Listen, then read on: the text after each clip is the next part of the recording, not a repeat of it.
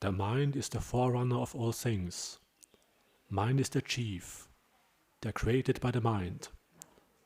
If one acts and speaks with a defiled mind, suffering follows, like the wheel, the hoof of an ox who pulls a cart. Mind is the forerunner of all things. Mind is the chief. They are created by the mind. If one acts and speaks with a pure mind, happiness follows, like one's shadow that never departs. So the mind, or the heart, is of central importance,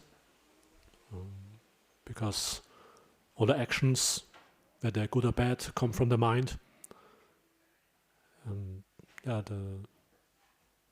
the mind is also what we experience as our state of being, of our emotional state, happiness or suffering, or confusion or clarity. And what we do with our mind and our actions by body and speech that come from it, they also have results in this life and future lives. And so you could say they create our existence or further becoming what we become. And what we become in the future, in this life, and after that as well.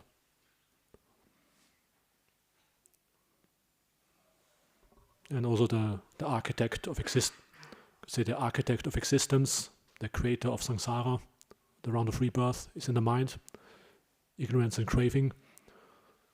And so if we develop the heart and train it, then we can experience more and more profound peace and happiness, and become free from suffering and become liberated. So that's a short summary why the heart or the mind is of central importance. So there's also 2 other Dhammapada verses. Whatever harm an enemy may do to an enemy, or a hater to someone he hates, a wrong-directed mind will bring oneself even greater harm. And neither mother nor father nor any other relative can do one greater good than one's own well-directed mind.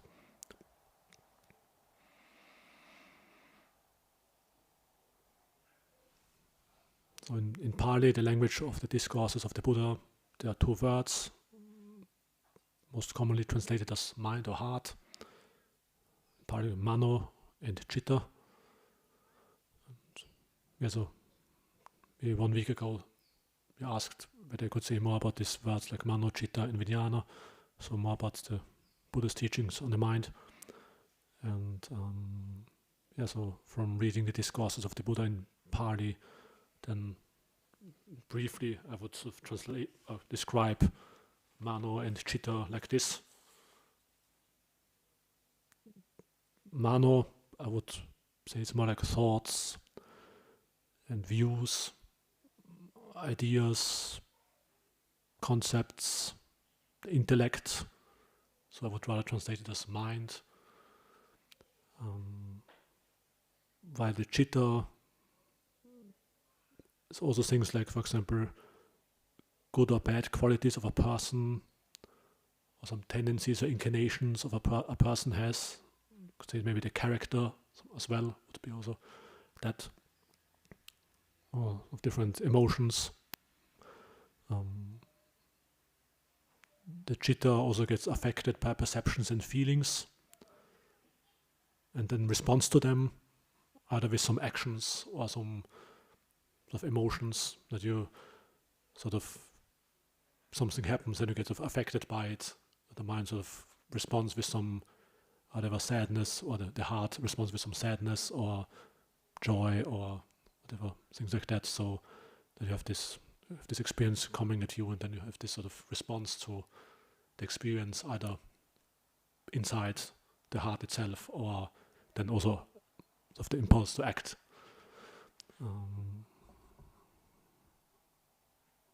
Then also other qualities like, for example, faith or confidence or energy or mindfulness, being aware, also things like Samādhi, like in terms of meditative attainments or states, states of inner peace or calm or happiness, or things like loving kindness or compassion, or let's say the 7 enlightenment factors.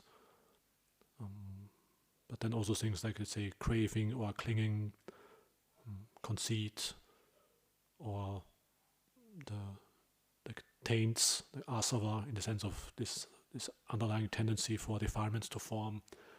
This is also something that is sort of connected with Citta, I would translate it as the heart.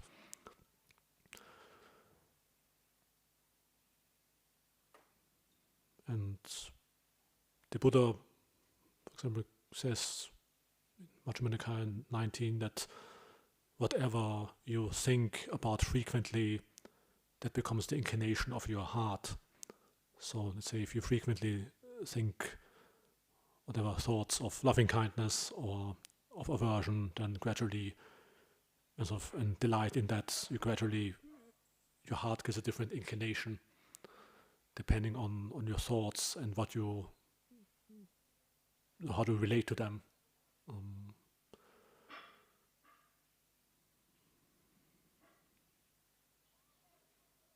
And I think the difference between these 2 Pali words, Mano and Citta, is more than just playing with words. It's some practical examples, like, for example, say doing meditation retreats. Maybe you have a 10-day meditation retreat, and then people have noble silence, they're not talking. And so to some extent they have some inspiration that they are silent. But then usually after the retreat is over, you have this sort of talking explosion happening. And so this is because, on the one hand, one has this idea in the mind that it would be good to be silent or not talking so much. But then the heart still has another tendency, this sort of comes out, this tendency to still talk a lot. And so you can see the difference, that you can adopt this view, okay, I'll just be a quiet person. But actually there's still another tendency in the heart. Or let's say you can very quickly adopt the idea that it would be good to be free from aversion, but then to actually train the heart so that no aversion arises anymore is then a much more long-term matter. You can adopt very quickly some views or ideas in the mind, but then these tendencies in the heart to change them takes a longer time and effort. So one can see there's actually a difference of just adopting some idea in the mind and then actually really changing the heart to develop a different kind of character. Let's say someone actually becomes more and more free from aversion or more kind. Similar with precepts. Let's say you have this idea, it would be good to be truthful and not to lie. And you can just adopt this view in 1 second. Basically, it's very quick. But then, to gradually changing your way of habits and actually changing your heart in the sense of your character, that actually we don't have any intentions to speak something which is untrue. It's in a different, requires a long-term effort, and it's sort of different level.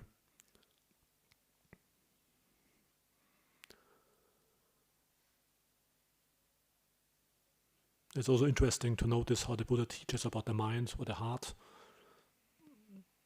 For example, he doesn't give some 50-page exposition about what is the true nature of the Citta, what is the true nature of the Mano, or something like that. But he explains in great detail, like many thousand pages, what to do with them. Or how to develop them.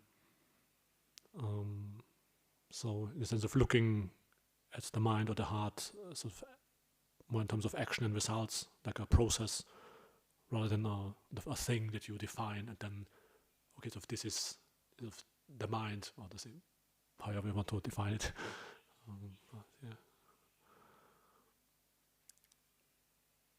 It's just similar like with the Four Noble Truths. There are also instructions what to do with your experience so that you will realize liberation, so that you abandon the origin of suffering, or you develop the path, to develop these qualities, and then realize the cessation of suffering. So there's this sort of tasks together with the Four Noble Truths.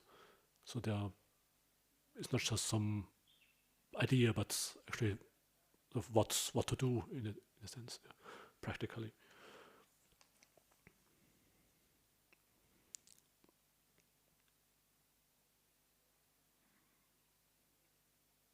And so the Buddha's teaching about the Citta, the heart, is not so much like a philosophical exposition about the true nature of the mind or something like that, but it's a training that you have to apply in practice. And so this training in virtue and Samādhi and wisdom, and already by developing virtue, keeping precepts, then you start to train your heart as well, and you develop your heart, you could say your character in a different direction, develop different inclination, different character, and so that you have to keep the precepts in mind, in the sense of, for example, noticing, say, avoiding to intentionally killing beings or taking what is not given, sexual misconduct, lying or drinking intoxicants, keeping that in mind, and noticing when is your intention going against them. And so that would be also a form of mindfulness. Let's say keeping the precepts in mind is maybe easier than, for example, keeping the breath in mind or state of loving kindness. So it's something more easy to observe, probably, or notice. And then also sort of abandoning the intentions or thoughts to break them and notice them. So you already have to start to look more into the mind as well, and actually what's going on behind your actions that you do. And what is sort of driving your actions? What is driving you to do something? And are these intentions leading in the right direction or not?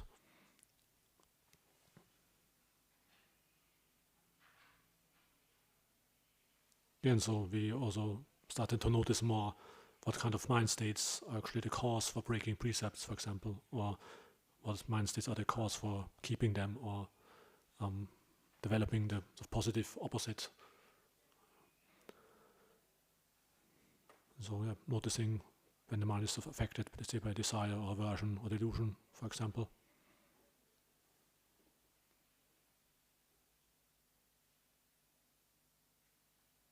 Then also,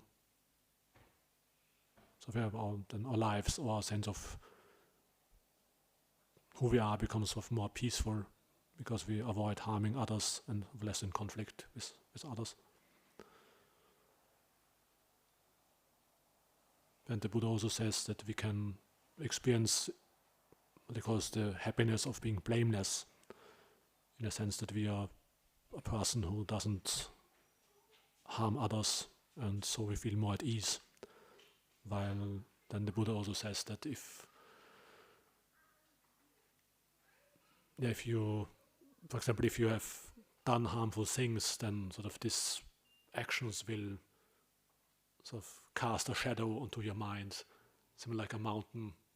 So like basically just like a mountain casts a shadow, and so it gives this graphic of simile. And if you have this sort of feeling that you have done something and which was unbeneficial, and then the mind is overshadowed by that sort of memory and what you did.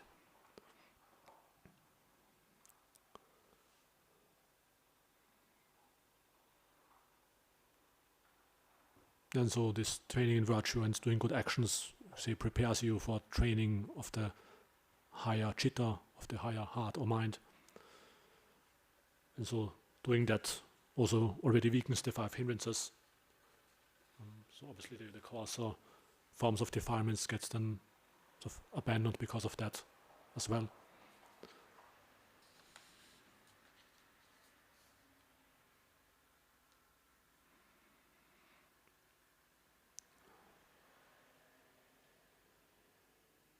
And so we can also notice maybe a different kind of joy of doing good actions or having good qualities that can then develop into pamoja, in the sense of this kind of joy of either something which is connected with the Dhamma or one's own good actions, which is also one of the main factors that leads to Samādhi.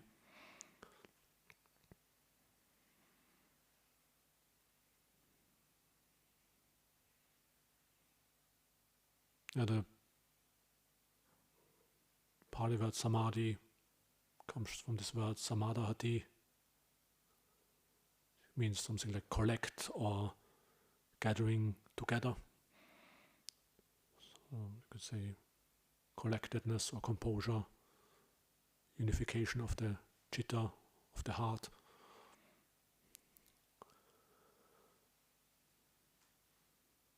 It's often also defined as Cittassa Ekagata, the singleness of the Citta.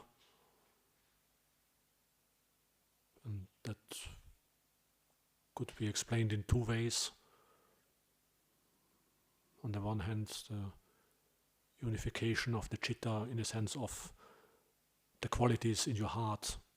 So what kind of, usually we have all these different sort of qualities in our heart, some tendencies for aversion, some for friendliness, some tendency for confusion, some for clarity, some for generosity, some for envy, and so on, and all these sort of mixed sort of states and tendencies. And so, yeah, if we practice the Dhamma, then gradually this, obviously if we abandon these unwholesome states, then gradually the qualities in the Citta become more uniform, wholesome and bright, and less of diverse, in the sense that you just have these good qualities in the heart. So this is one way of the Citta gets sort of unified, or this is one aspect of Samādhi as well.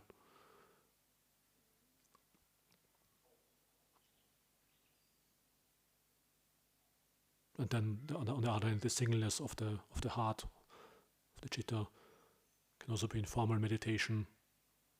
For example, you stay undistracted, let's say with the breath, or with contemplating the four elements, or with the quality of metta. And so if the Citta already has some good qualities and is directed to some wholesome object, then which is uplifting or calming, then the remaining defilements get abandoned temporarily, and the heart unifies even more complete and pervasive way. And so that would be just an example of an explanation of Samādhi, and that can also happen with, say, listening or chanting, also recollecting or contemplation. And the Buddha says the four foundations of mindfulness, so mindfulness of the body, feelings, the Citta, the heart itself, and the Dhamma. These are the nimittas, these are the themes for developing Samādhi. So the more you continuously stay in these four foundations of mindfulness, the stronger will be your Samādhi gradually.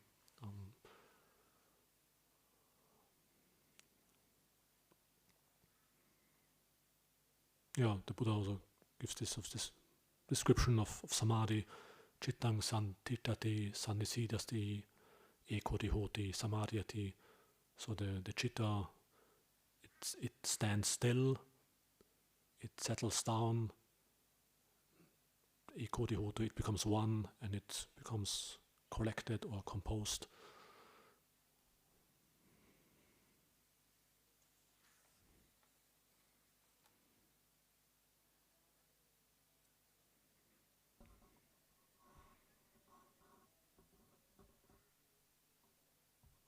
So on the one hand, the heart can become more peaceful and bright in formal meditation if you develop Samādhi. But if you develop the Citta, then also during the day your mode of being or your state of being becomes different. The sense of, yeah. And Samādhi is sometimes also called the Mahagatang, Cittang, could translate it as the great heart. And so usually the heart is sometimes narrow or defensive. And so, for example, if you develop strong loving kindness or compassion or peace, then the Citta becomes more vast or greater or immeasurable. And so, yeah, it was just an example that gradually developing, training the heart, then from this sort of narrow, maybe defensive or unsure state, it becomes more like open and vast and immeasurable.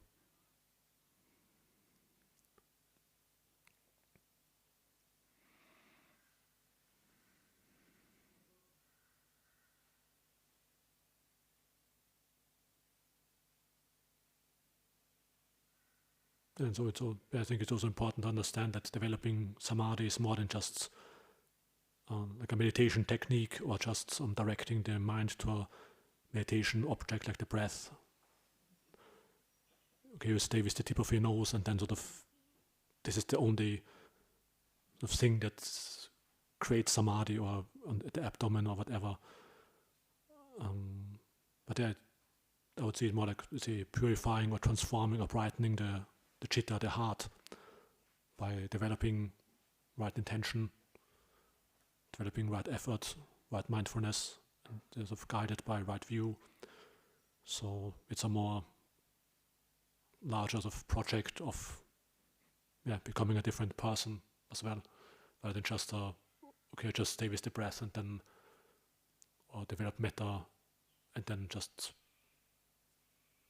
this is the only thing.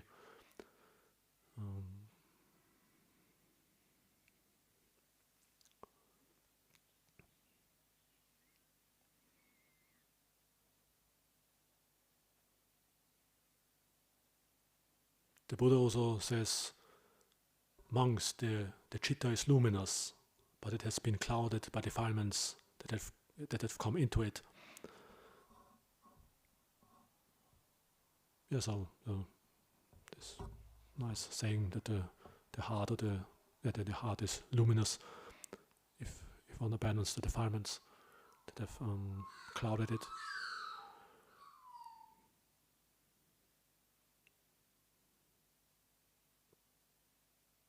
And so the Buddha gives different sort of explanations how to do that.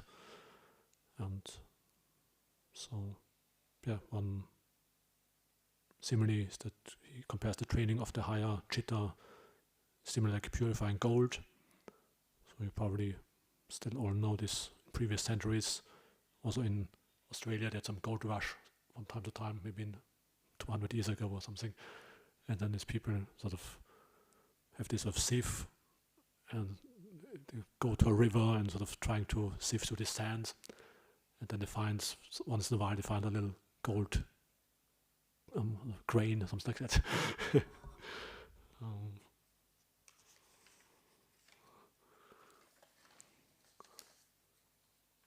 And then they find these little pieces of grains of gold and of trying to separate it from the stones and the sand. And so usually there's lots of sand and grit and only little pieces of gold. And so, the Buddha gives a similar simile that someone is sort of has these grains of gold which are mixed with stones and grit and sand and other dirt. And then first he's sort of removing the coarse dirt and the stones, and then the sand and grit, and then the more refined impurities. And then just check, then some little pieces, or like there's still some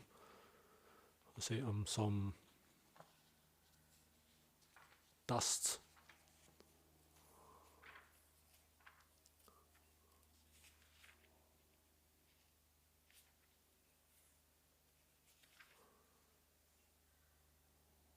Fine sand and black dust. So then at the end only the grains of the gold remain, those little pieces of raw gold, and then he melts them. He melts these pieces of gold, and but then, even then, if that has been done, then it hasn't settled yet, and the dross has not been entirely removed. So then, if you melt them, there's still a little bit of dross on the top. And so then, if you repeatedly heat it up and remove the dross, then at the end, the gold becomes malleable and wieldy and luminous and pliant and properly fit for work. Then whatever kind of ornament you want to make from it, then you can make it. And so the Buddha says it's similar with the training of the higher Citta. Then it says there are gross defilements, bodily, verbal, and mental misconducts, and then so a monk abandons these tendencies, and then there are some middling defilements of sensual sorts of ill will, sorts of harming, and then there are more subtle defilements, like thoughts about relatives, or thoughts about his country, thoughts about his reputation, and then there are still thoughts that are connected with the Dhamma, and the Samādhi has not become peaceful and sublime, and not fully unified. But then, if you repeatedly develops the Citta further, then then of the minds, the Samādhi becomes peaceful and sublime and completely tranquil and unified, and then it can be directed to different kinds of realizations. So, it's a nice simile of the training of the Citta, just like the gold that is first mixed with lots of other things, then gradually you remove it, and then the gold itself remains and becomes more and more bright and radiant.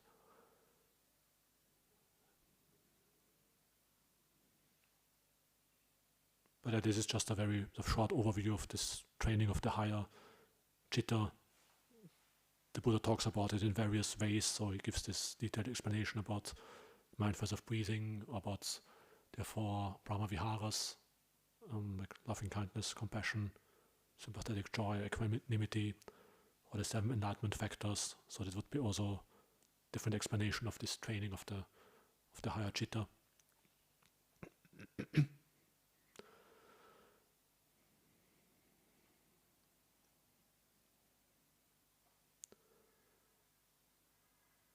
And maybe another point that's interesting for Western people, how are the body, the brain, and the Citta or the Mano related, or according to the Buddha. I think the most common scientific view is that our mind is created by the electric activity in the brain, usually. So that's basically the mind is basically produced by this material object, the brain, by this electric activity.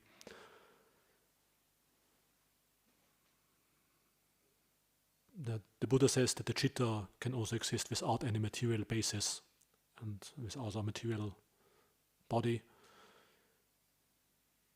And so I would understand it that actually the brain doesn't create the Citta or the Mano, the mind or the heart, but it's just an organ that the Citta uses to control the body, more or less. Just like, let's say, a person can control a car with a steering wheel and a gas pedal and a brake, but the car is actually just a heap of metal, and obviously it doesn't create the driver. It's just they're just a material object. And so, at least I would say it's similar that with the brain and the mind, and that let's say when you experience certain mind states or emotions, then certain areas of the brain are more active. But I would see this more like a byproduct of the actual mind itself.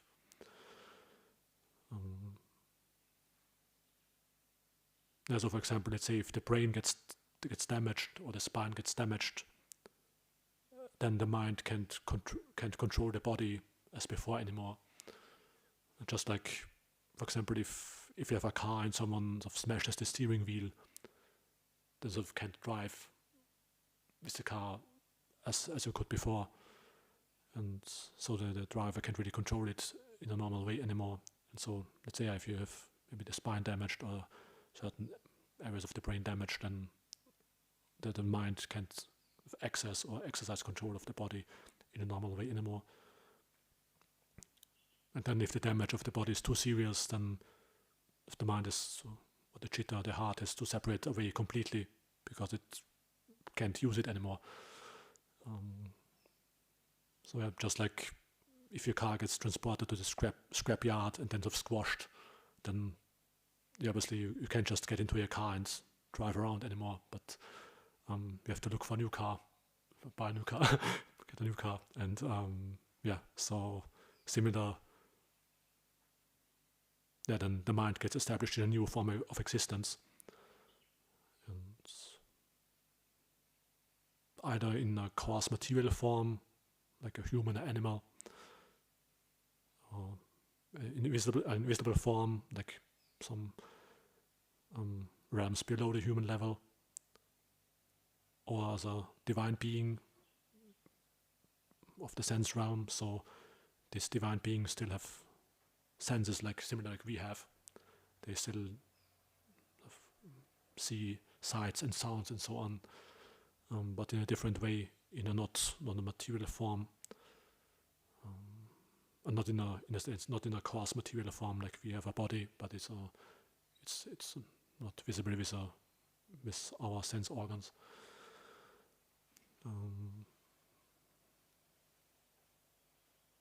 And then the Buddha also says if the Citta has been developed to a higher level, it can get established in a form of existence that the Buddha describes as mind-made and self-luminous and feeding on rapture.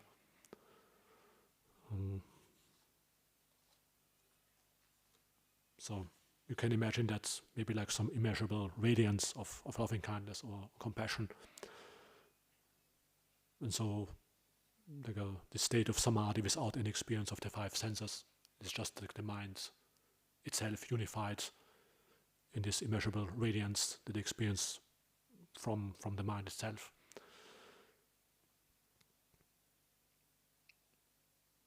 And so, for example, as human beings, we need external light sources.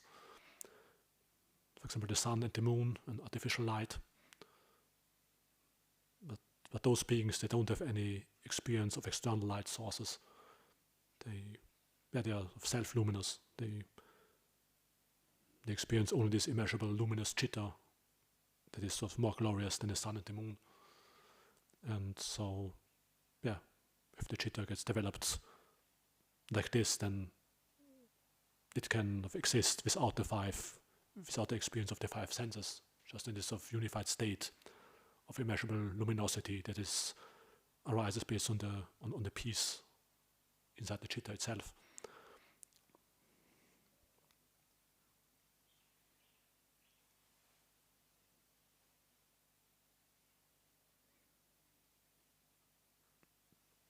And so the five senses of our body, or even these five senses of divine beings, they're in a way very sort of limited and primitive faculties. And the mind has to use them because it has become dark and weak. So dark and weak by defilements. So, and because of that, the mind has basically lost its real capabilities and powers. And so we have to rely on this sort of limited sense faculties.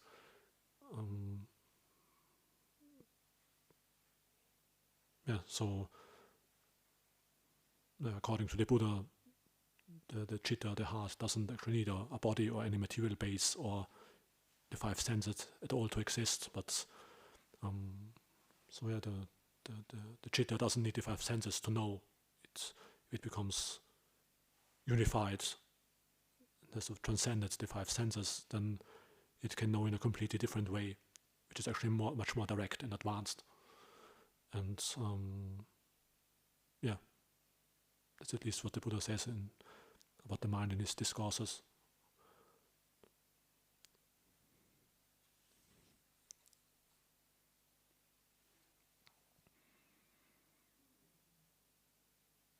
Yeah, if that sort of sounds far away from your experience, then I think the best way to see it for yourself is to actually develop the Citta and develop meditation.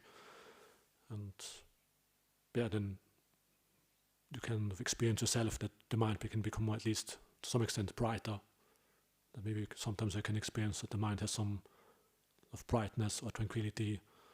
And so gradually, if you develop the Citta, this sort of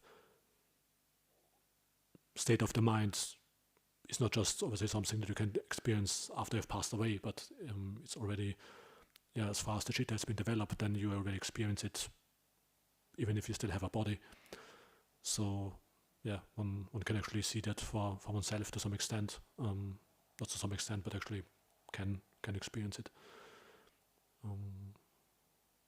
So that's at least, I would say that's the most useful thing, how to verify that by actually developing the Citta, and then one can gradually get a feeling for the mind is really something that can exist without a bodily form.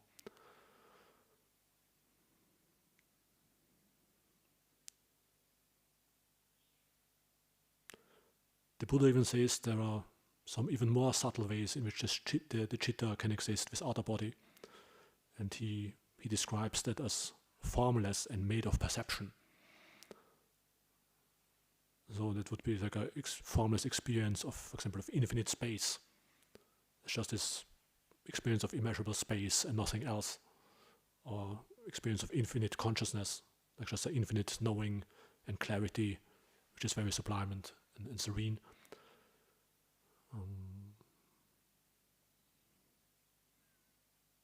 Then which brings me to the last topic or part for the talk today, was about consciousness briefly, in Pali called Viññāna. So usually there's this Pali word Viññāna, and then the most common translation is consciousness. So how to translate it, or what would that be in one's own experience, this consciousness.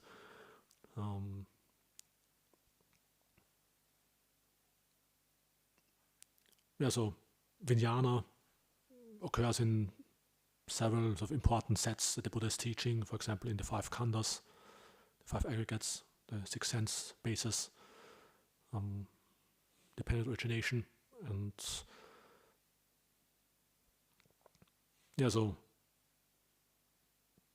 the Buddha gives different angles on how to look at experience. So sometimes he describes our experience as the six sense bases, like our ability to see and forms, and the ability to hear and sounds and so on, and the same with the mind and mental objects.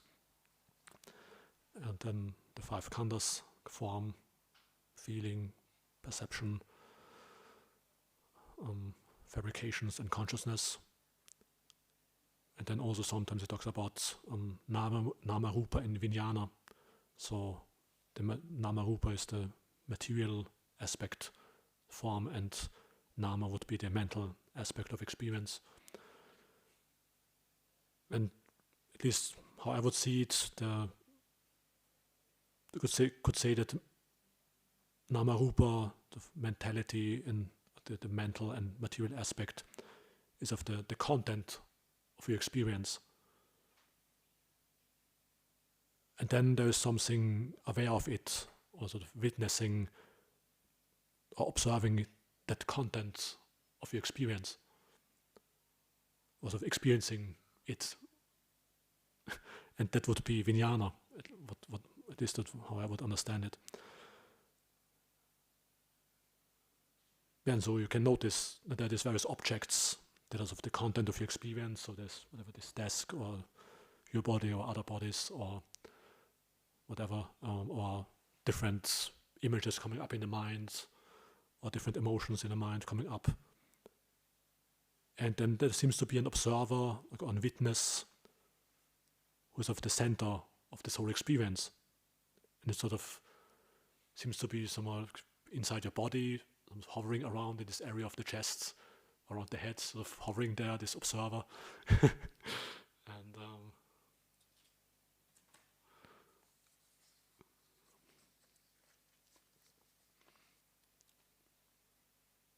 and we have very much an impression that this observer, this witness, is of experience, is an entity.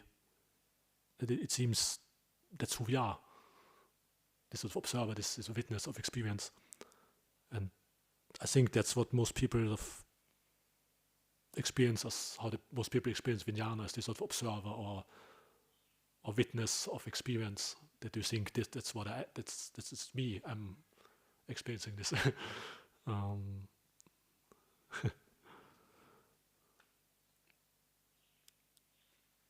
And so this Pali word Viññāna, consciousness, which is usually described as consciousness.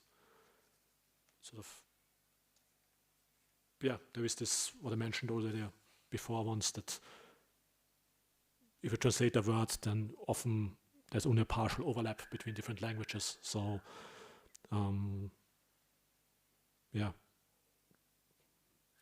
So you, as I said the last time, if you want to translate the English word spirit into Chinese, then would there be a Chinese word which covers all the meanings of the English word spirit? And so, for example, there's different meanings. For example, let's say a prevailing quality or attitude, like I hope the team will build on the spirit of confidence. For example, would be the spirit. Example of spirit is used. Or the person's attitude, or like something like a mood, like the sunny weather lifted everyone's spirits. Or then something like a quality of courage or energy or determination, like something is good, is in a good spirit. Or then the non-physical part of a person, more like the mental, something like the mind. And then maybe a dead person, a ghost, or then alcohol. And then there's this meaning of the Holy Spirit, like the Trinity of God, which is another dimension to it. So and then you try to translate that. Try to translate spirits, let's say from English to Chinese, or from English to Pali. And so it's very difficult. And so basically, let's say with this example, you would have to see in the context, in the sentence, which kind of spirits do they actually talk about? Do they talk about the Holy Spirit, of the Trinity of God, or do they talk about his courage, or of the mood or person? And so it's similar with this Pali word Viññāna. And so basically, if you read the sutras in Pali, you can gradually, from the context, try to get an impression, what is this word used for, and get an impression. And so, let's say, from dictionary, let's say the word consciousness then would be the state of being aware and responding to your surrounding. And then also the state of having knowledge. For example, he is conscious of the extent of the problem. Or then also action, or which is deliberate and intentional. For example, he makes a conscious effort to walk properly. So it would be just this example of this English word of consciousness. And so in Pali,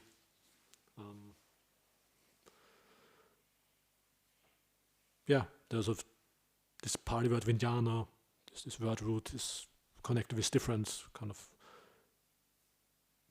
meanings, and so things like, for example, cognizing or of differentiating, discriminating, of knowing apart things, or informing, or sort of understanding, or sort of connection with wisdom. So, for example, Chatudisa Viññāpayo would be the quality of speech which is recognizable or audible in the four directions. Or then beings that are easy to teach, so Viññāpaye, so which have the capability to understand, or a wise person, or a Viññū Puriso, or wise companions in the holy life, Viññūsu Sabahmacharisu, or able to instruct, Viññāpako. So, or then another example would be Chakkunarupang, Chakkuviññaya Rupa, so forms that are cognizable by the visual faculty. So so this Pali word Viññāna has this word roots connected with it, have this sort of range of meaning, you could say.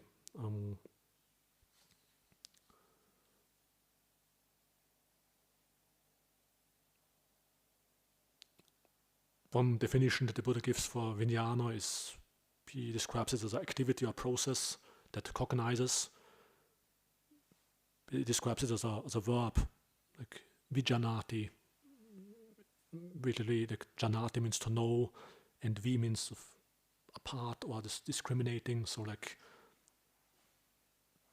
recognizing, cognizing, for example, differentiating between sour or bitter or sweet or pleasant and unpleasant. Would be another example.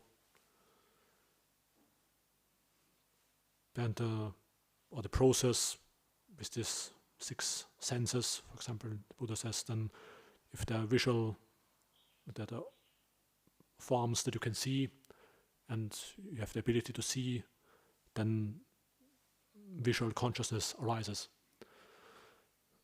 And so then these three things is sense contact, and then you experience some feeling based on that. So basically the object and the sense organs are coming together, and then sort of this consciousness arises. So that I think these meanings would be relatively similar to sort of our word consciousness still, so at least more or less connected.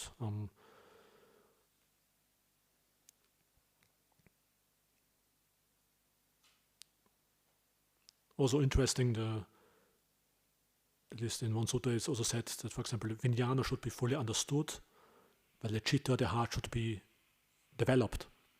For example, wisdom should be developed.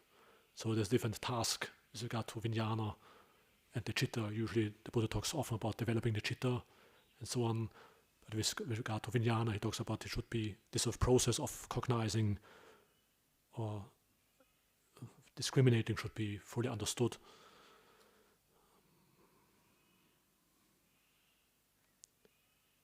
And so we have this impression that consciousness, this witness or observer of experience, is an entity.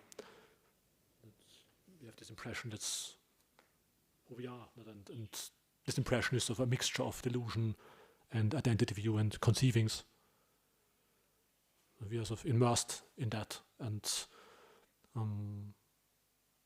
so of course the Buddha will describe Viññāna not as an entity, but as a process, as an activity to make us look at this consciousness in a different way, which lead to the cessation of suffering. So some ways of looking at the 5 khandhas will lead to further suffering, and some will lead actually to disenchantment and liberation.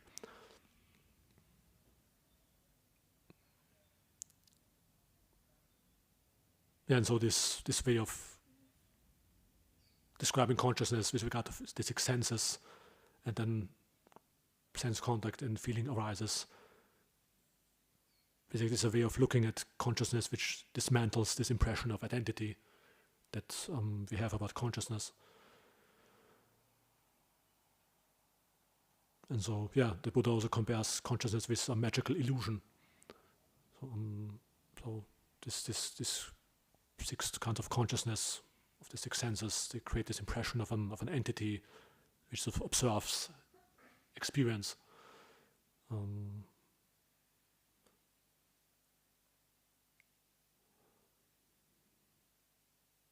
And so if a normal person reads, the Buddha says, no, okay, he doesn't see consciousness as self or belonging to self, then do I see consciousness as self? He would probably not really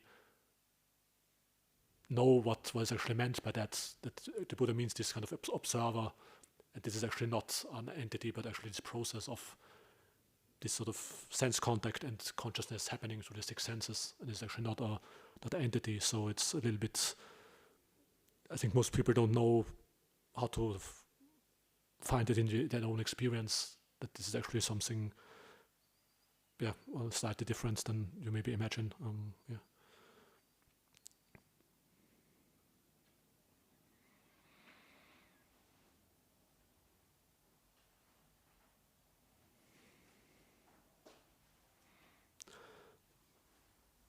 However, there are also other functions of this of Viññāna,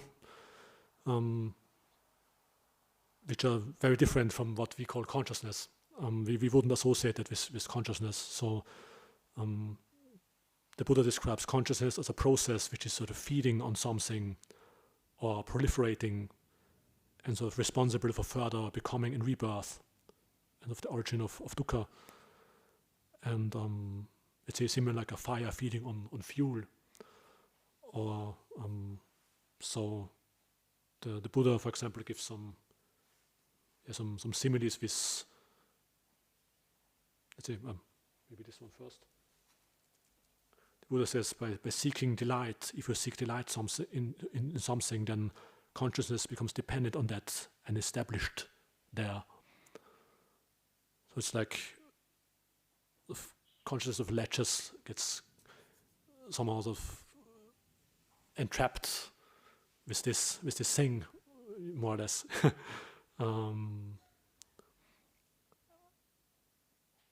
Another simile that he gives, he compares consciousness with the potential of plants to grow and of endlessly proliferate. So he says he compares the four other aggregates like form, feeling, perception, and fabrications with soil, and craving with rain, and then consciousness is like the five kinds of propagations. So like seeds, or if you cut off a piece of plant and you put it into the earth, and so if there is soil and there is rain, then would these seeds grow and proliferate? And then the monks say, yes, of course they would sort of grow and proliferate. But if there would be no rain, then they wouldn't grow and proliferate anymore. And so, so for example, on top of this hill we have this lantana growing. And so this is would be a good simile for consciousness. So that consciousness is like this lantana, basically, which is this little sort of plant which is maybe that high and has beautiful pink little flowers. And so that wherever there's a soil and enough rain, then it endlessly grows. And so this is similar like sort of consciousness. As long as there's this craving, then it will further expand and sort of proliferate endlessly, just like this invasive plant species, just like this lantana. Obviously a simile which leads more like to disenchantment with regard to consciousness.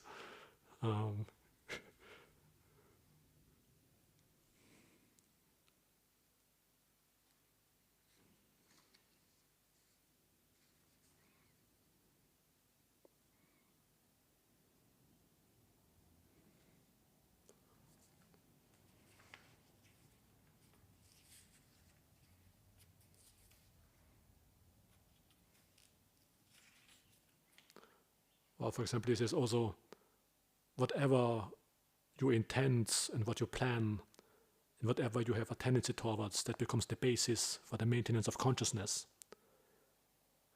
And this is sort of a support where consciousness gets established. And once it's established, and sort of it comes to grow, and it leads to further becoming, to further existence. And so, this. Obviously, we wouldn't have this meaning in our language. Consciousness wouldn't mean that, have this meaning, or this sort of. We wouldn't have this association with this word.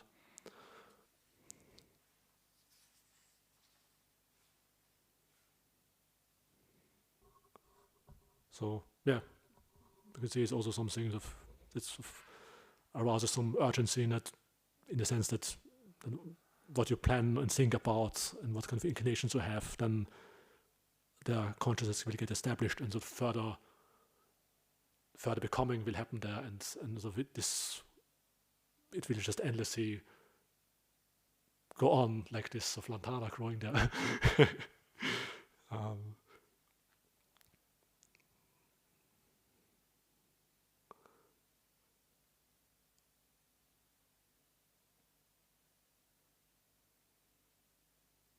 So maybe how to sort of contemplate consciousness or understand it more deeply.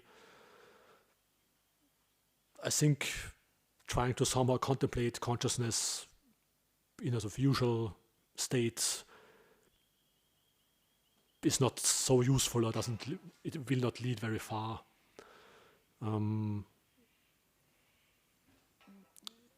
Usually we are very much engaged and entangled with the content of our experience, with nama rupa, with of the material aspect and the thoughts that come up and so on. And so we don't notice consciousness that much. It's sort of in the background, something subtle. But if the mind becomes calmer, so that our engagement with the content of experience sort of calms down, it's sort of more friendly and more peaceful.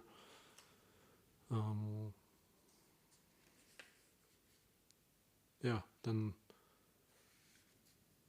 or for example, if you contemplate the four elements and the body, then you can sort of experience that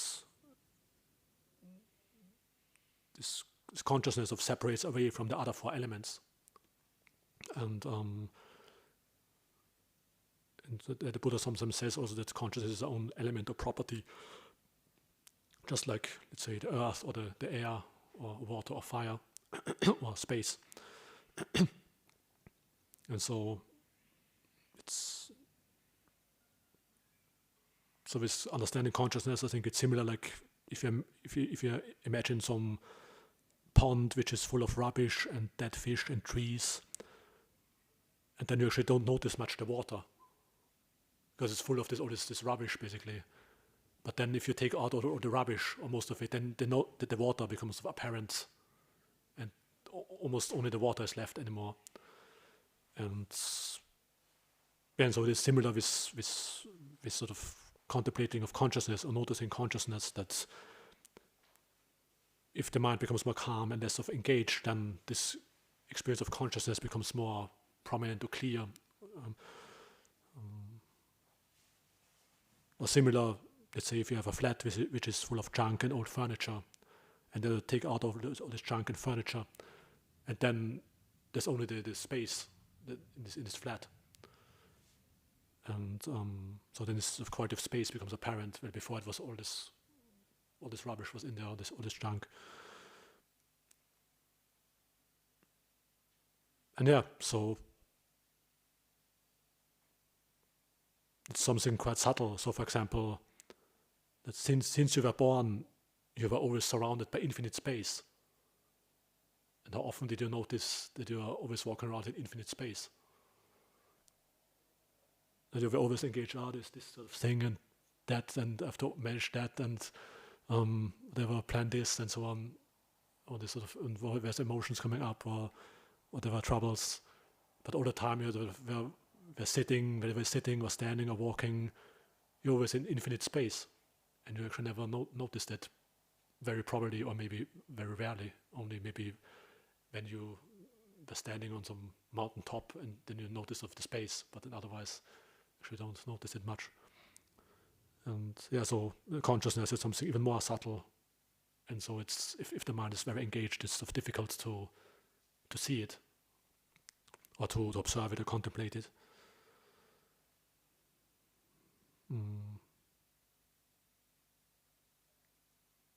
And so it's similar with this process of in-development. Then, so if the mind gets even more refined than I talked about before, then one can experience this consciousness as of immeasurable knowing, like the Thai Ajahns also call it the knowing sometimes, and which is separate from the four elements and any mental phenomena, and sort of like a field or like clear water that pervades everything, and that it's where before in the course of Samādhi, then the Citta is of bright or radiant, where then this immeasurable field, then all darkness and brightness ceases. It is not dark or bright anymore, and also it doesn't have any center, and so it's more like a immeasurable field of this clarity of consciousness, and which seems to be very sort of stable and sublime, and of separate, seems to be like separate from everything conditioned that you experience. Yeah, and so the Buddha also calls this the highest non-duality.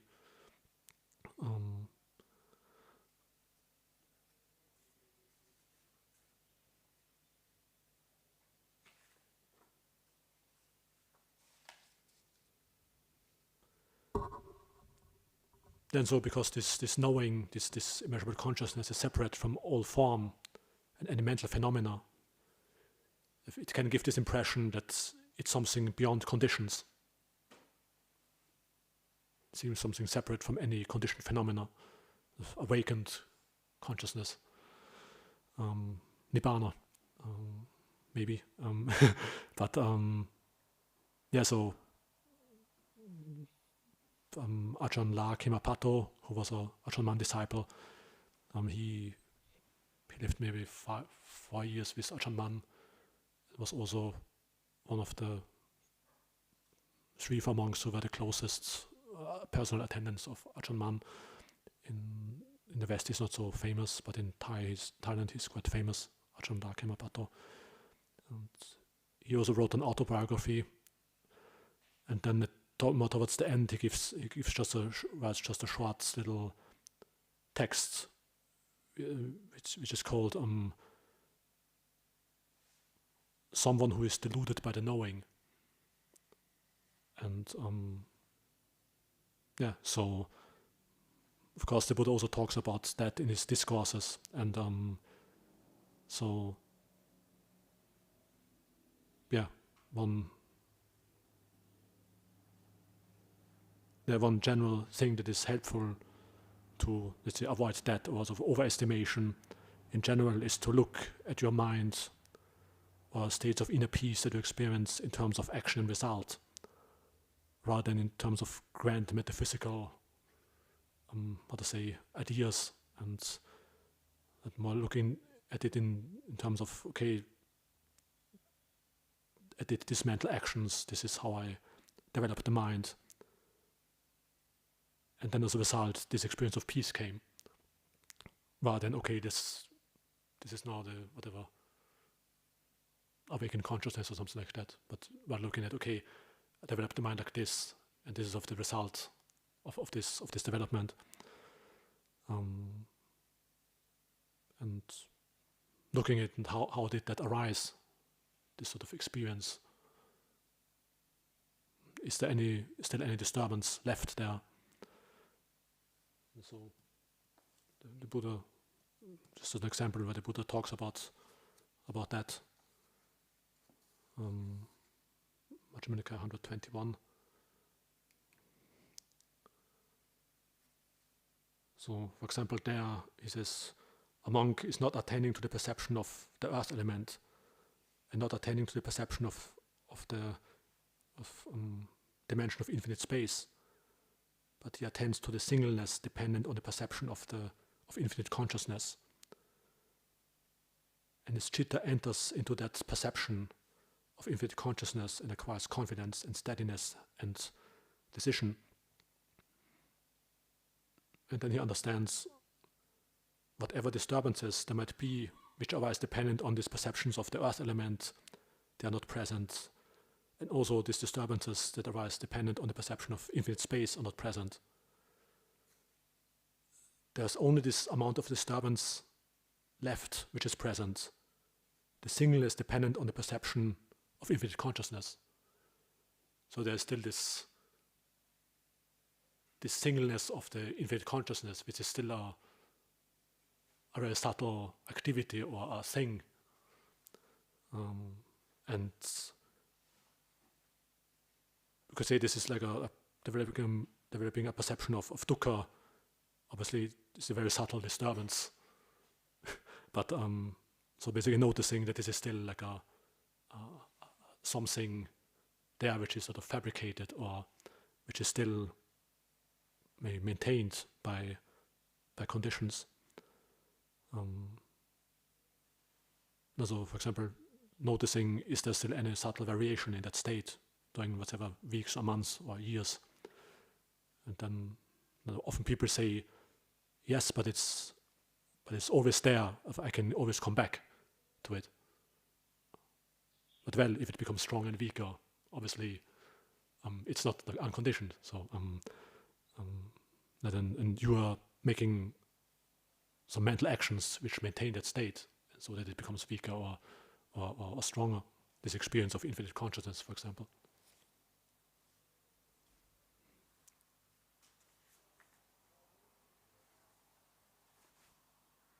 And you maybe don't notice that you're actually doing something with the mind, or directing the mind to something, for example, to this experience of, let's say, being aware, and is actually maintaining that experience of infinite consciousness. Yeah, and so, like I say, then you develop the perception that consciousness is something separate from any object, and of state with the sense of being aware. And as a result, this experience of Samādhi arose. And depending on how you develop your citta, you can experience the sort of universe as oneness or non-duality. This is also a state of Samādhi, and not one of the stages of awakening that the Buddha would teach. So obviously it's something beneficial to develop this kind of Samādhi, but it wouldn't be like a stage of awakening how the Buddha would teach it. But if you have the right perspective on it, then it's of a good platform for developing Samādhi and contemplating the body and the four elements further, and then investigate this sort of knowing or consciousness itself. Because the mind is, if you develop this perception of this knowing, it can become very stable and very subtle and tranquil. So it is a good basis for investigation. So it's, if one knows what it is, sort of, and doesn't sort of make too much out of it, how to say.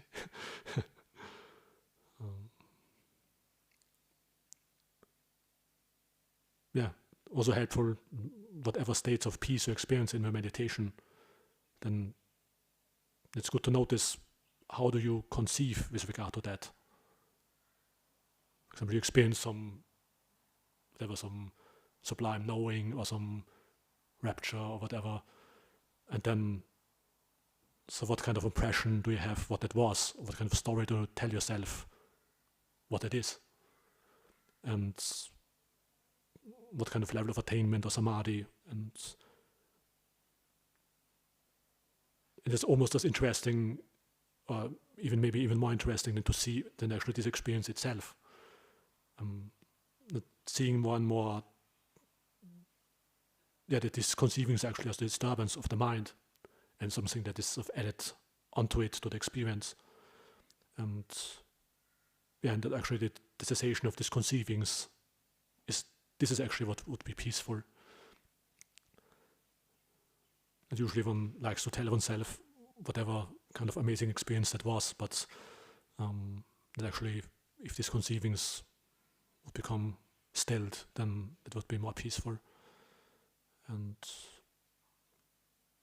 and these ideas or conceivings, they're also not helpful for developing the mind further. So whatever you experience some happiness or peace, and then you think, maybe that was the first jhana, or whatever. But then this idea that was the first jhana, this conceiving, it will not lead to any unarisen samadhi to arise. And it will not lead to the samadhi becoming more strong. It's just like a vain conceiving that's actually not leading to any further development. And so it's not really an effective way of relating to the experience in terms of developing.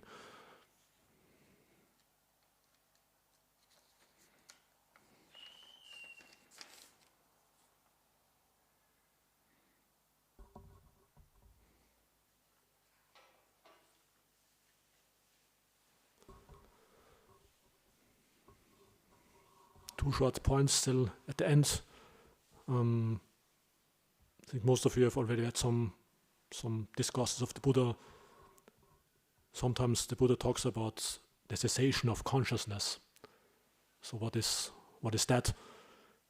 I think most people, when they hear the cessation of consciousness, they think of two boxers fighting in a ring, and then maybe one knocks out the other. Then there's the cessation of consciousness. But so that's actually not what is meant.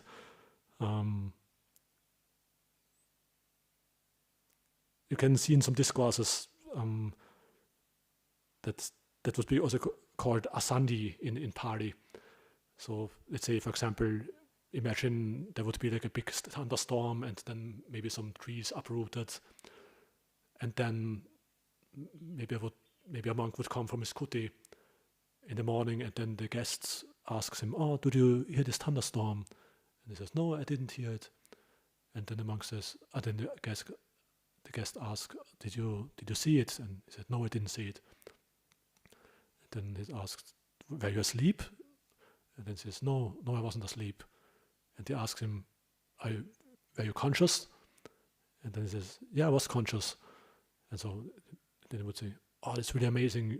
There was this big thunderstorm, and you were in some state of samadhi, maybe, or something like that. And this word asandhi, it would be something like being unconscious in the sense of how we would understand it.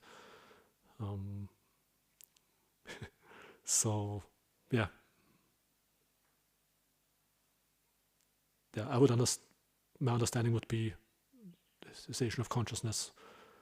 In the sense, either someone develops samadhi to a level, and then, for example, he looks at it is immeasurable knowing, like I described before. Are there any variations? So developing a anicca sanya, or not seeing that this singleness that arises dependent on that perception of immeasurable consciousness is a disturbance, which would be a dukkha sanya. And then, because of that, the mind turns away from that, and this knowing disintegrates, and either the mind goes into deeper samadhi, or it turns away from all conditioned phenomena completely and realizes actually awakening. Then second, the Buddha talks about two Nibbāna elements, two Nibbāna dhatus, and one is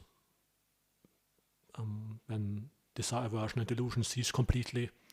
That would be the Nibbāna dhatu with an element with a residue, and then the Nibbāna dhatu without a residue is then at the final Nibbāna, when all conditioned phenomena come to the stilling of all formations, and then only the piece of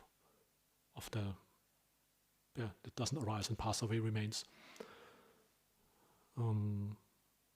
Cessation, nirodha, is a synonym for Nibbāna. It's just like in the third noble truth, the noble truth of the cessation of dukkha.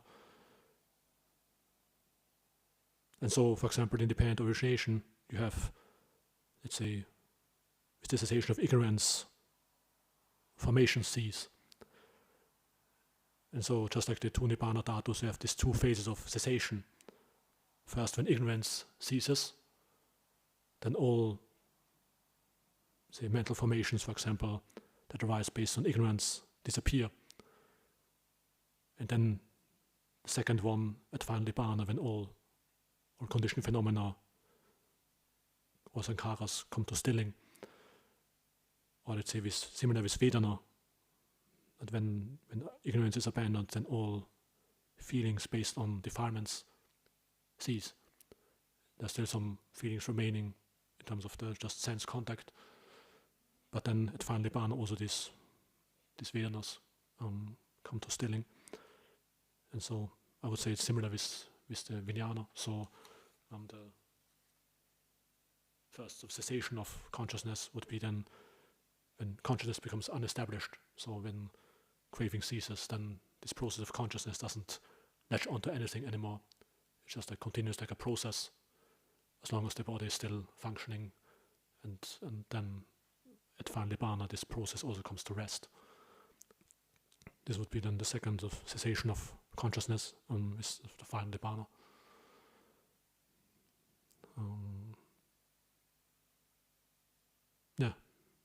Which leads to the last question that comes up sometimes, that is Nibbāna a form of consciousness?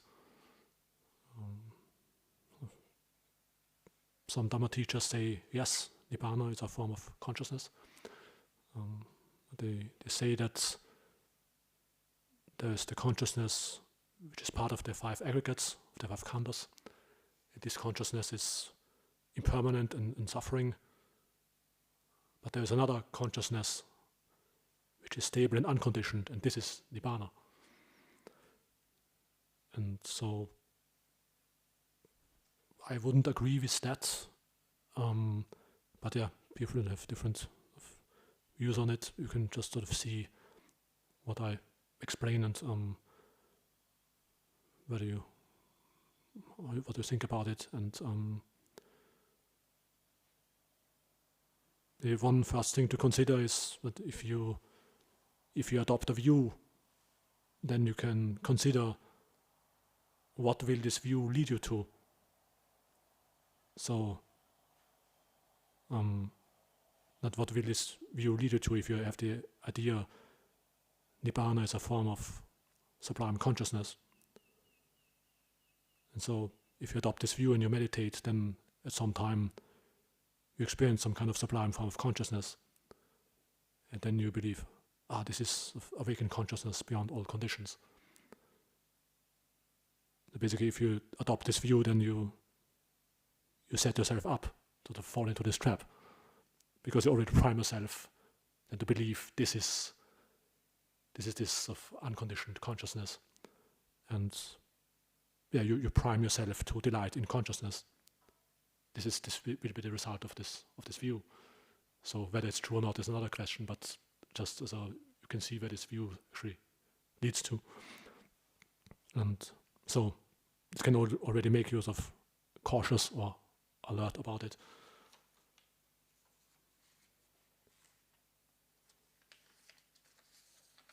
And so to come up with a sort of simile,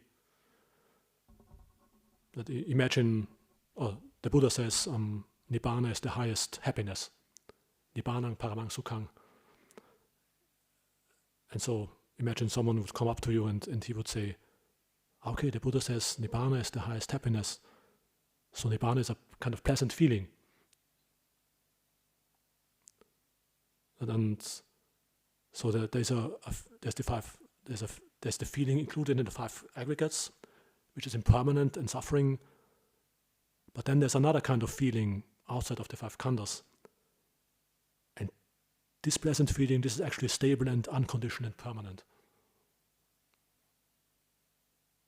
Would you believe or adopt the view of this person, or what would you tell this person? It's maybe also sometime later consider. And so basically this view that there's a consciousness outside of the five khandhas is just the same, like what I explained with this view about feeling. It's just the same structure. Interestingly, I never found a person who would have professed this view that Nibbāna would be a kind of pleasant feeling outside of the five khandhas.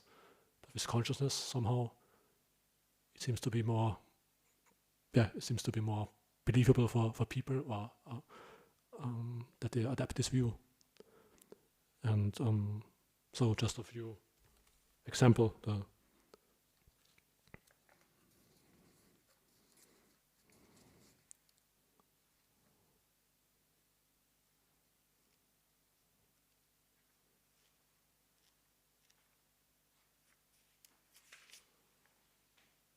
So the Buddha says, whatever kind of consciousness there is, whether past, future, present, internal or external, gross or subtle, interior or superior, far or near, this is called the consciousness aggregate.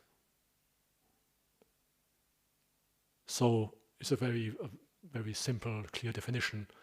So yang kinchi Viññāna, so any kind of consciousness, whether subtle or gross or whatever you can imagine, this is included in the consciousness aggregate. And similar with feeling, obviously, as well. So this is how the Buddha defines it. So to say there is one that is more sublime to that and more subtle, that wouldn't, they're all contained in that definition. Exactly. And so also in other suttas, for example, even, let's say, someone comes up to Venerable Sariputta says, Nibbāna is happiness.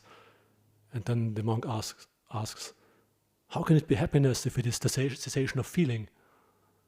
And then Venerable Sariputta says, that's exactly the happiness, that it is the cessation of feeling. And then he explains, for example, we experience, let's say, sense pleasure from the five senses. But then, let's say, if we have develop some meditation, we experience a kind of other form of happiness, and these other feelings from that we acquire from the five senses. This other sukha, happiness, ceases. And so gradually explains this with different levels of meditative attainments. And so basically more and more, first more like gross feelings cease, and then more subtle feelings cease. And so in this way one can understand that Nibbāna is a happiness, and actually this stilling of feeling is actually a form of peace or happiness. And just see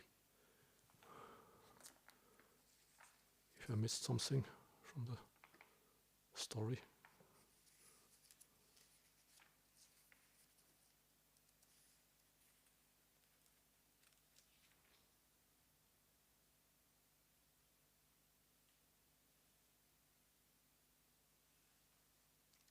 So basically that would be also this gradual sequence of different levels of meditative attainments would be an example of the gradual cessation of feeling or sankharas. So you can gradually see the feelings become more and more subtle, or the formations become more and more subtle, and this is actually more and more sublime peace. And so gradually you can get a feeling in the general sense of the meaning, an impression that actually, if this process of feeling or formations comes to rest, this is actually becomes more and more sublime. It is not so apparent, and so so basically here, for example, Venerable Sariputta just even completely straightforward says actually this is what is meant with cessation is exactly that actually feeling ceases. First it just becomes more subtle in this cessation, and then that's then. It's also important not to understand it as an annihilation, but that there's actually also the Nibbāna element, in a sense, this unconditioned peace as well. So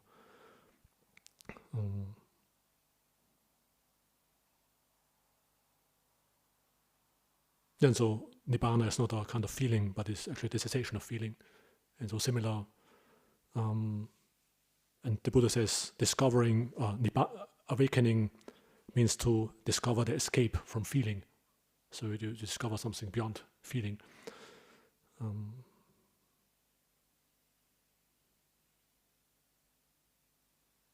And so the Buddha says obviously the same with consciousness as well. And sometimes, let's say, just 2 short examples.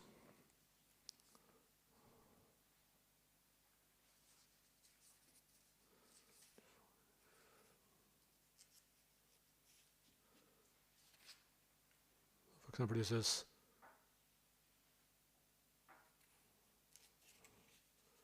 and what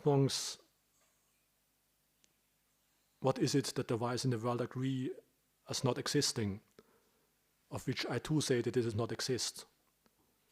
Then he says, consciousness that is permanent, stable, eternal, not subject to change. This the wise in the world agree upon as not existing. And I too say it doesn't exist.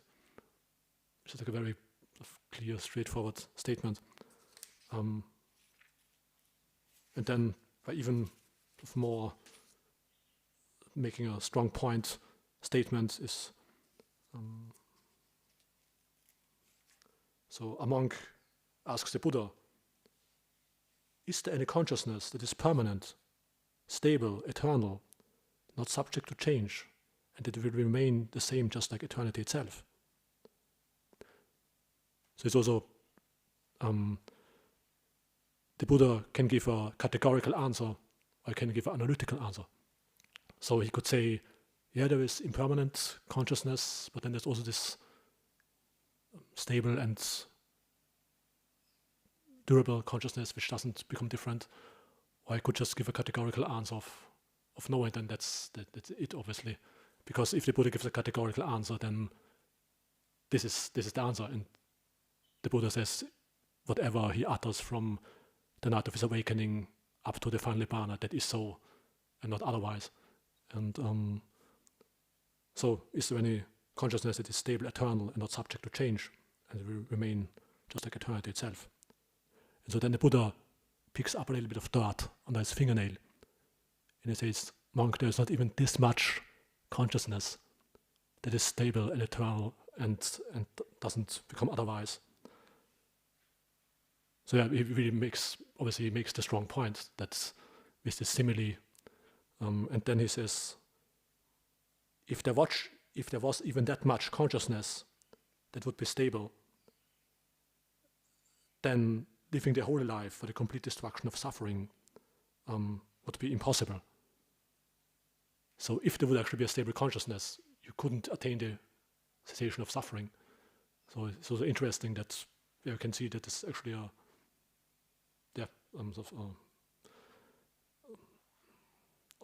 opposite to that.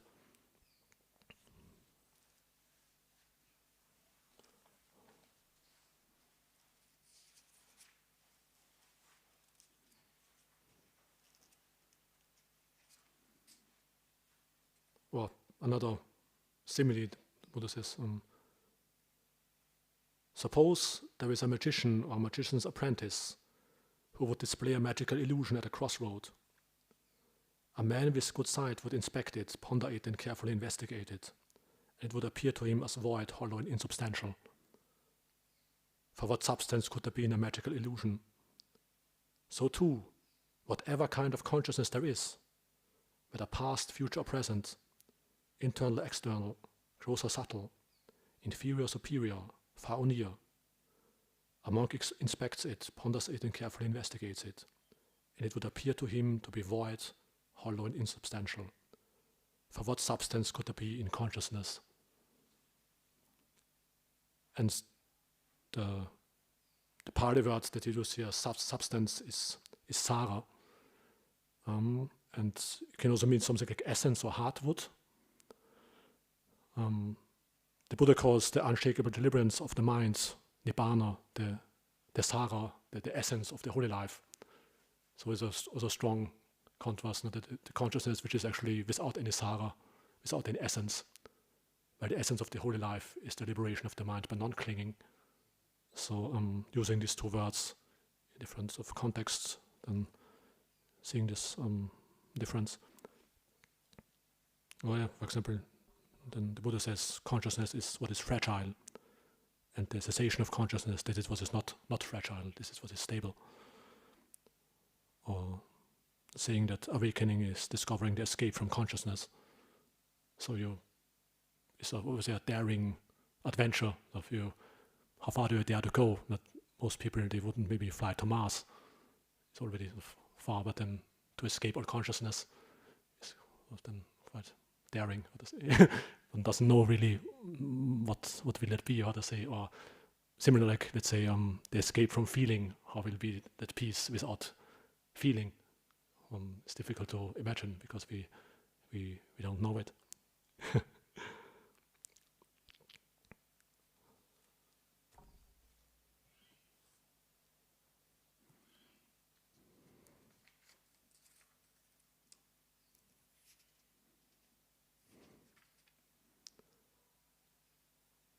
And so the Buddha, the Tathagata, is liberated from reckoning in terms of consciousness. He is profound, immeasurable, and hard to fathom like the ocean.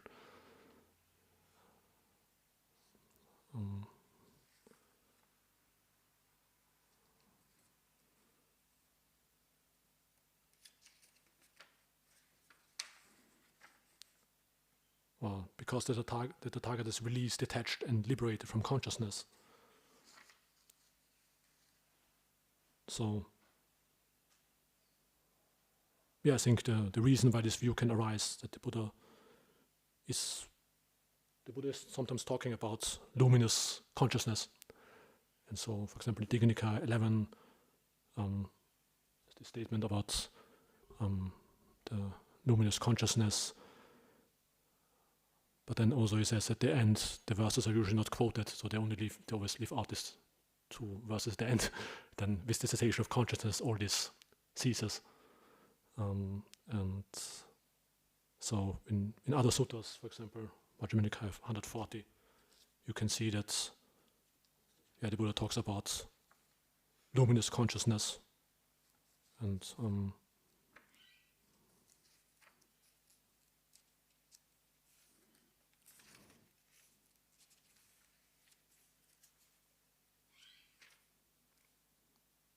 then there remains only consciousness which is purified and bright, only equanimity which is purified and bright. And so, but the Buddha then describes it as something which is still part of leading to further becoming. So it's not like Nibbāna, it's Samādhi, which is obviously something good to develop, but there is still something further to practice. And yeah, so the Buddha gives this simile also of unestablished consciousness, sort of like a light beam in space that doesn't land anywhere. And but the liberation is actually being unestablished. So that's the cessation of craving, clinging. That is the liberation. The consciousness is just a process of cognizing, which is a conditioned phenomena. And the cessation of craving or clinging and consciousness, they are two different elements, and obviously they are quite different, just like the earth and air or the earth and water.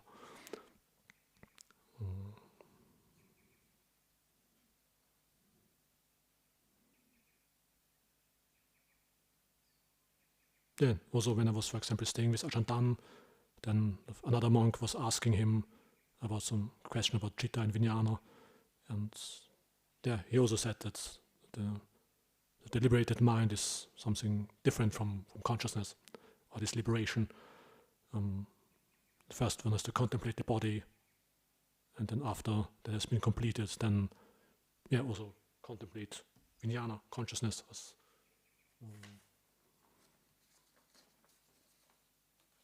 seeing that this is something else actually than the liberation. But he also said that would be mainly something to contemplate and investigate for a non-returner who is practicing to become an arahant. So it's something would be very subtle to contemplate consciousness, and the mind is to be very stable. And so I usually didn't ask Ajahn this kind of question, because I just tried to report about my meditation practice and see what he says about it, and sort of more like that. But some people asked also questions like that, and so yeah, and then basically in the state we are, and to basically focus on developing some mindfulness or samadhi based on the body, in terms of, let's say, breath or elements or the four Brahma Viharas, and then the Citta gets more and more refined, and it can stay with a more refined object, like consciousness. The more subtle and peaceful the Citta gets, the more refined the object it can stay with. Or if the mind becomes more subtle and peaceful, then gradually more and more refined things will become apparent.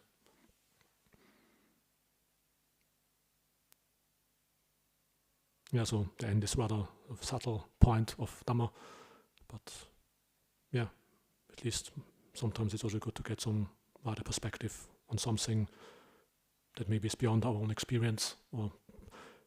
And still, obviously, if you read suttas regularly, then you will encounter these sort of things. Okay, cessation of consciousness, what's that supposed to be? Is this something inspiring or horrible, or what to do with it? And and to keep in mind that what Longpo Kimapato said, that in the sense of one doesn't become one who is deluded by the knowing, in the sense that you obviously it's something good if the mind gets so refined that this experience of infinite consciousness is the main thing that you experience, or infinite space, but it's not necessarily connected with a stage of awakening in this sense. So to keep that in mind, and to remember that the essence of the spiritual life is the liberation by non-clinging, the cessation of desire, aversion, and delusion, and that is what is actually really stable and not consciousness. Even though it is also, in comparison to other things, it's a very peaceful thing and very, very, very stable thing. But in comparison to the ultimate, it's still obviously less.